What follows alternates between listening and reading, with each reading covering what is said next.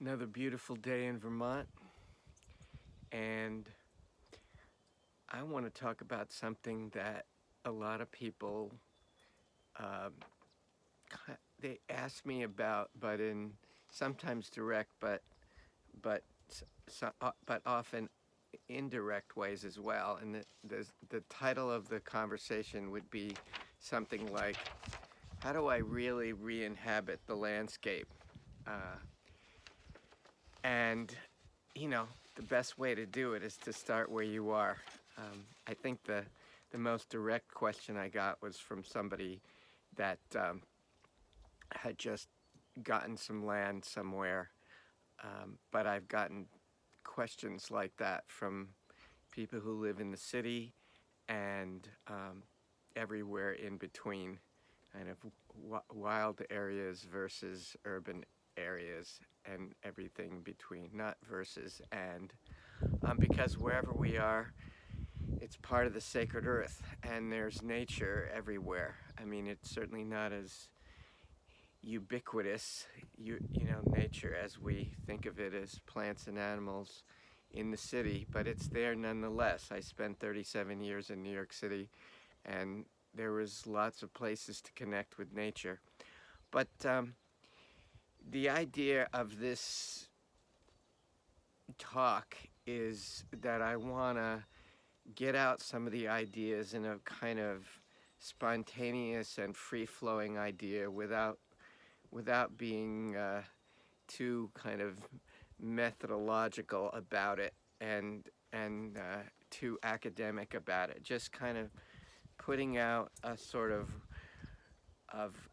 a rough how-to, um, obviously as how I would go about doing it.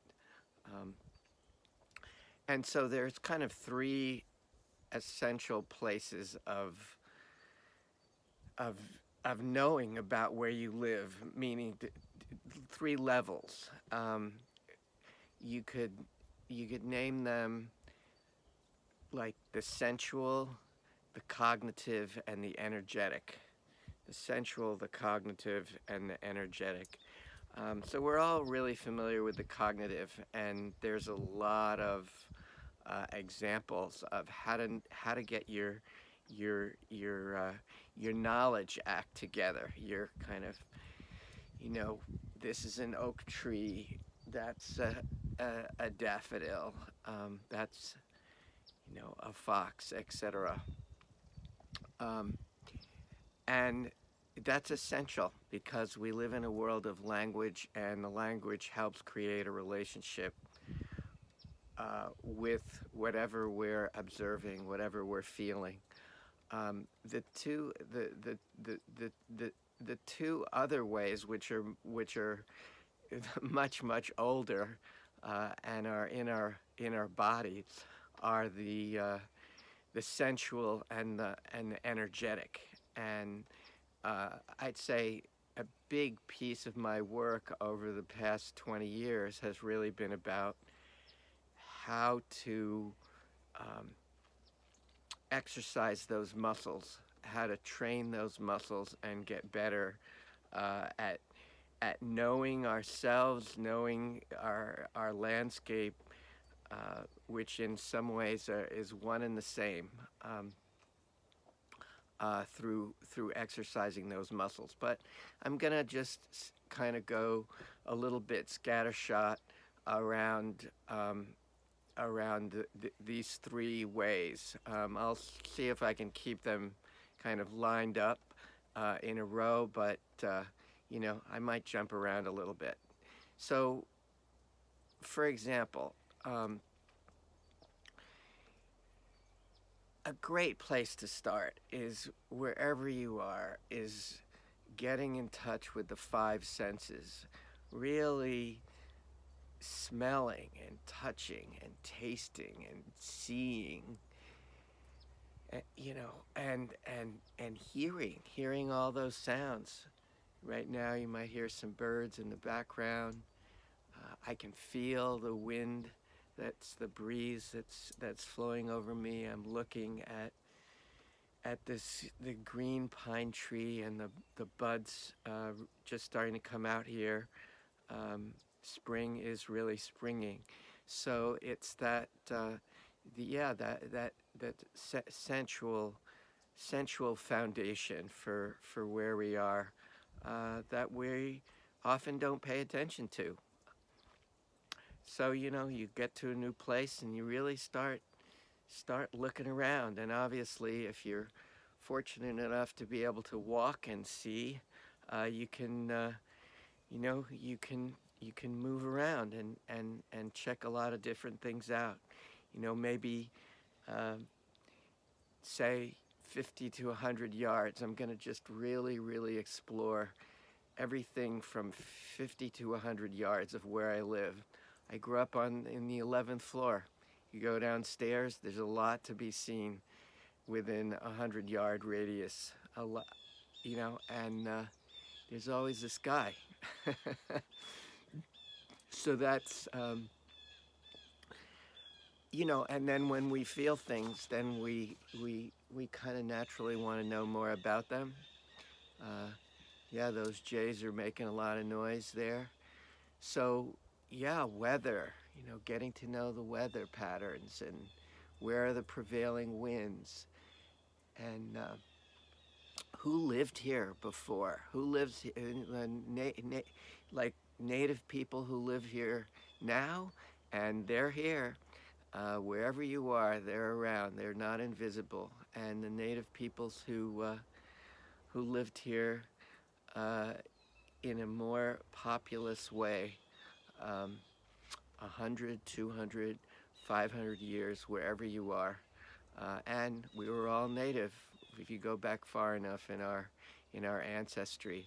And it's that native muscle that is innate in all of us that is so important to me that we reclaim the native mind, the native soul. Um, so, uh,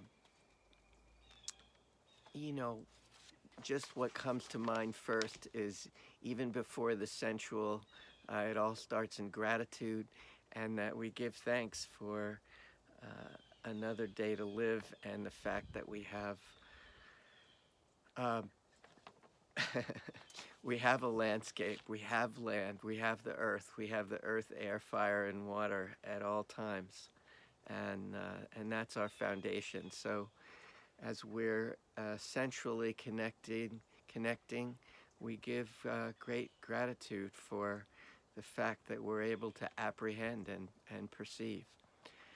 So I rattled off a few of the cognitive, the sort of knowledge, um, you know, brain kinds of activities, knowledge-based activities. I think, for some people it's kind of boring or a little overwhelming, but um, field guides are really excellent. You want to find out what's around, and so whatever is sort of your preference. Is it birds? Is it mammals? Is it small plants? Is it trees? Like for me, in the city, there were always trees somewhere. So I kind of, I really connected with the trees first. But there are birds around, and again, the sky, and then the night sky, and where does the sun rise? Where does it set? And noticing the change, like wherever you are, being committed to, some people use a sit spot, but you can move around. The main idea is that you're paying attention to where you are. You're curious. You're curious and you're alert about where you are. I think it was Wendell Berry who said something to the effect of, if you don't know where you are, you don't really know who you are. And I think that's really true. And the beautiful thing is that it fills you up. The more you know your landscape, I think the better you feel, and it helps you ride out the tough times that we all go through. Because they're all our relatives. It's all kin. Everywhere we go, it's all kin. Even the creepy crawlies, as they're called, the insects, and yeah, they're a whole world into themselves. Yeah, I mean, there's so much to talk about, but it's what I really would like to communicate here before I kind of close down this maybe part one of this is finding finding areas that you love. You know, like it could be flowers, just like getting to know flowers better, um, and where does the water flow? So it doesn't really matter. Like rocks, geology, but finding those places, let's say starting out within 100 yards, and then moving further from there in ways that, what did Mary Oliver say? That the soft animal body. That where is it that we feel most drawn to? So not only directly with our senses, but with our own inner proclivities, and Brian Swim calls it our own allurements. So yeah, that's a good place to stop. I realize once I start talking about this, I can really go for it because it's so much, but so much and so beautiful. But it's the kind of bottom line is, how do we re-inhabit our own landscape as part of humans re-inhabiting the landscape in a much, much more intimate way. It's we're looking at, as what Joanna Macy said, lover, world as lover, world as self. So there you go. That's part one. All right. That's it for now.